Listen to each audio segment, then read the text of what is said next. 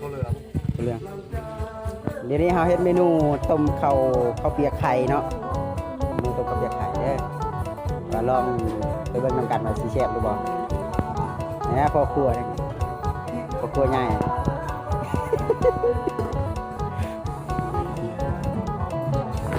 อะไร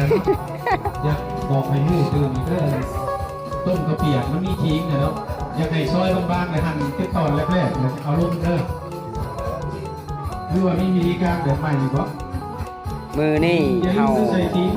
ต้มข้าวเปียกแล้วมีหมักถั่วตัวเรื่องมีหมักตัวเรื่องนะข้าวเจ้ามียังอีกอุปกรณ์เมนูเฮารายการทำยังไงบัวมีไข่มีขิงขิงซอยบางๆซอยด้วยขิงไงเฮ็ดกินยังเชียวต้มปลาก่อนป่ะข้าวเปียกปลาต้มก่อนใส่เบิ้ลเฮ็ดข้าวเปียกเพิ่มข้างเลยถั่วเรื่องเนาะถั่วเรื่องต้มถั่วเรื่องก่อนเฮ็ดแซ่บๆเด้อต้มข้าวไว้นี่ข้างพดเลยโอ้ครับโอ้พอแล้วเนี่ยเนาะโอ้คักๆโอ้ยังไม่ได้ใช่เลยนี่เนาะคือจะลายวันเผาเจ้าเข้าไปในหน้าตกได้คือหมอคือหน้าไม่เป็นสีคือเอาหน้าเอาใส่เนาะแล้วกลางคือคือหน้าด้วยไอ้เต้นอยู่เนื้อนั่นหนึ่งนะจากสีเต็มเหลืองจากนี่จะมีแขนดูตัวอะไรแบบกำหุ้มเข่ากันแม่อันนี้เป็นเมนูที่2ของเฮาได้ในการฝึกอบรมแต่งกินมื้อนี้เนาะเป็นเมนูที่2ข้าวเปียกแต่ละข้าวเปียกนะข้าวเปียกไก่ข้าวเปียกผักอันนี้เป็นการสาธิตที่ว่าแม่ครัวแต่ละบ้านที่ได้รับโครงการCIS เลยที่ได้รับขึ้นเนาะคือว่าได้ฝึกแม่ครัวยังเมนูปลายังบ่มาเหรอ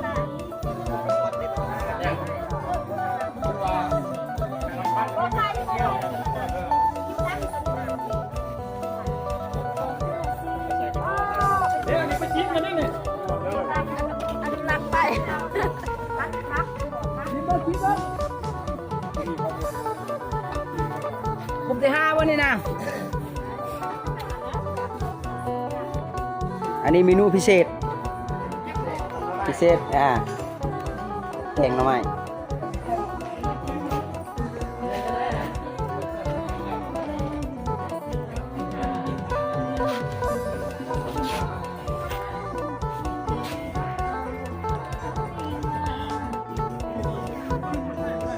ข้าวเปียกปลาเนาะข้าวเปียกใส่ปลาเด้ออยู่ไหนครับเหยียบเกินปืนนะ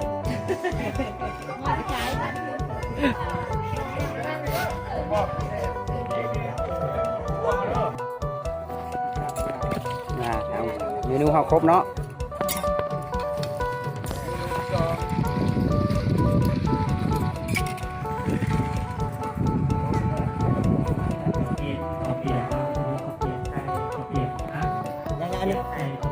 บวงไทยบวงไทยนะเดี๋ยวขออนุญาตไทยทุกคนกัน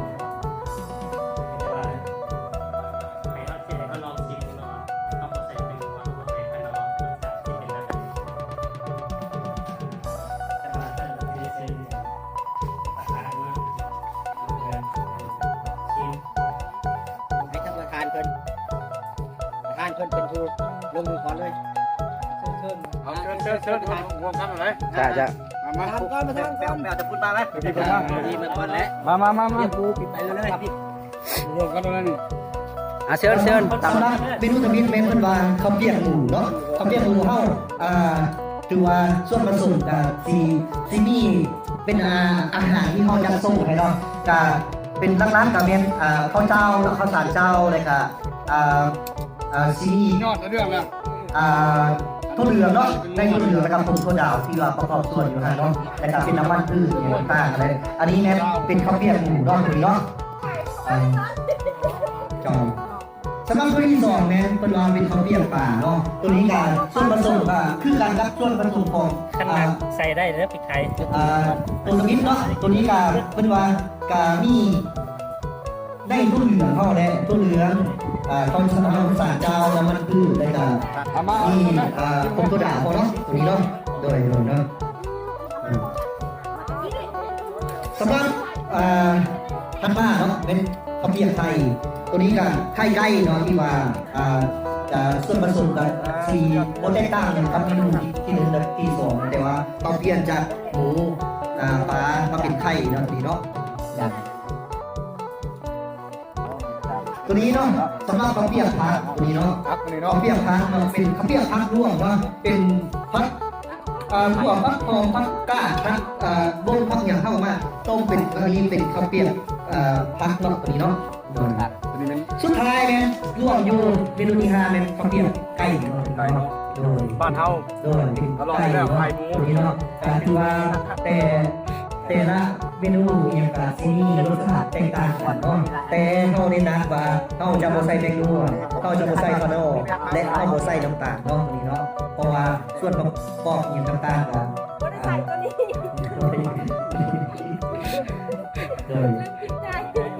สำหรับพริกไทยสามารถโรย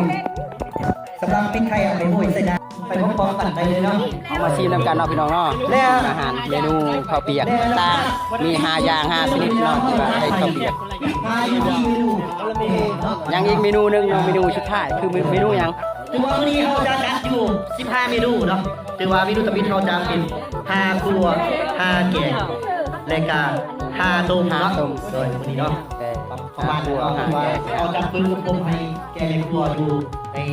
โรงเรียนที่เป้าหมายของเราเนาะ ยังอีกเมนูหนึงเนาะที่ว่าพวกเฮาสิได้เฮ็ดคือเมนู ตักเพิ่มกินนะผู้น้อยนะ ต้มเนาะหรือว่าแกงเนาะเป็นสิเฮ็ดเมนูสุดท้ายเพราะว่าเฮาสิได้เฮ็ดสามเมนูก็เฮ็ดอันข้างนึงก็ทบิดก็มีอยู่5อย่างเนาะเมนูหนึงมี5อย่างเนาะทั้งหมดเป็น15อย่างเนาะเอามาชี้นำกันเฮาสิมันยังบ่ได้เก็บ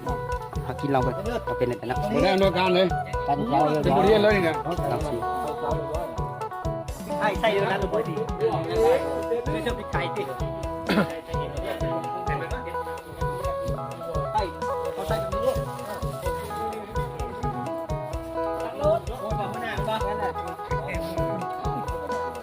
จากผู้เดิมมักเฮ็ดมัก โอ้ยเดี๋ยวจะเอาไปบวง เขาอันนี้ก็เข้ากันเด้อ ชิมก่อน อันนั้นสามารถที่มาเมนูเร็ว กินเอาไปให้มันเดี๋ยวเอานี่นะ เข้าสิ กินเชื่อว่าน้ำมันเนี่ย เอาลองไปเบิ่งเมนูที่ แม่ 2 เนาะตัวนี้ราคาสอง เมนูที่ 2เมนูปลา มันเหมือนก่อนมูแล้วตัวนั้นโอเคแล้ว กินแล้วแห้งมันอยู่วันนี้ ถือว่าสำหรับแต่ละเมนูถือว่ามันสินี่รสชาติแตกต่างกันไปเนาะเพราะว่าเป็นหมูเป็นไข่เป็นไก่เป็นพักร่วมหรือว่า ไข่ เป็นปลาก็รสชาติแตกต่างกันไปเนาะ ตัวนี้มันไม่ชีนเนาะมด พักแซ่บได้ตัวพักได้ ของมากเลย รสชาติที่แตกต่างกัน โอ้มาเร็วพี่น้องเด้อมากินกันเด้อมาเด้อ FC มากินกัน อ๋อมีน้ำข้าวปูยังไงนะตัวนี้ตัวปู ใช่แล้วเขาจุดตัวดิ ย่างเด้ออยู่มอย่างเด้อสำหรับอยู่มอย่างเด้อ โอเคก็ได้เดี๋ยวว่าสิใครก็ทำเล่าไปแล้วมีผงหอมน้ำขาน้ำทิ้ง ถ่ายบนนักปันเขาเหนียวเนี่ย ลักๆแม่นตัวเหลืองนี่เล็กน้อยสิส่วนหลายเขาบ่อยากกิน แต่ว่าเวลาเขากินแล้วมันผสมผงถั่วดาวเข้าไปอีกแห้งกระเต็กรสชาติสีแบบหวานมันหอมขึ้น เป็นจุดพิเศษของบ้านเฮาทั่วเลยเขาเจ้าจิมักเขาใส่บัวนะเขาบ่ใส่เลย โบใส่เป็นนัวเลยโบใส่เป็นนัว ครับบ่ใส่บัว หรือว่ารีด3นี่โชคดีแล้วมาเสริมพี่น้อง ครับแล้วเอามาตามปฏิบัติของเรียนเข้า พัก รักอเมริกาน้ำเลยแล้วบัดนี้ ไก่เขาที่จักส่งเลยเป็นกระดูกเนาะสมมติว่าเป็นกระดูกที่ยังต่างเขาเฮ็ดลงมันดอก อันนี้มันเป็นว่าที่พวกเราได้ฝึกอบรมมาเนาะคือว่าเป็นที่ว่าฝึกให้ความรู้สำหรับแม่ครัวเนาะครูอาจารย์ภายในโรงเรียนที่ได้รับโครงการ CIS หรือว่าได้รับโครงการครับเข้าเลี้ยงงานเที่ยงเนาะอันนั้นต้องได้หูเนาะแม่ครัว